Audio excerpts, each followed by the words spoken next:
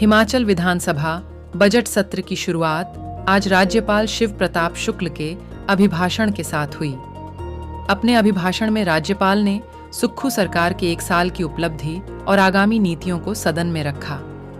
नेता प्रतिपक्ष जयराम ठाकुर ने कहा कि राज्यपाल का अभिभाषण सरकार का एक दस्तावेज होता है जिसमें सरकार के कार्यक्रमों और उपलब्धियों का जिक्र होता है।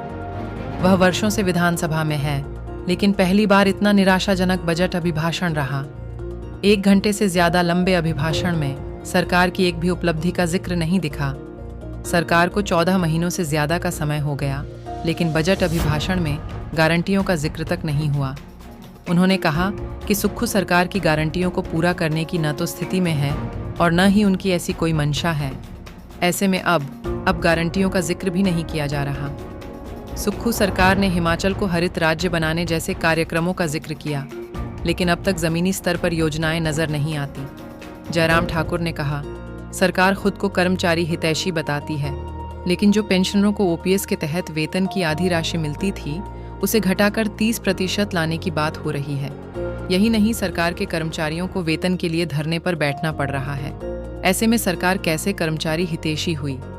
जयराम ठाकुर ने सरकार से पूछा कि पहली कैबिनेट में 1 लाख नौकरियां देने का वादा करने के बाद अभी तक कितनी नौकरी दी? प्रदेश के युवा चौड़ा मैदान में धरने पर हैं। जेओए-आईटी के मामले में सरकार के नुमाइंदे उच्चतम न्यायालय में परीक्षाएं रद्द करवाने के लिए दलीलें देते रहे, लेकिन दस्तावेज पेश नहीं कर पाए।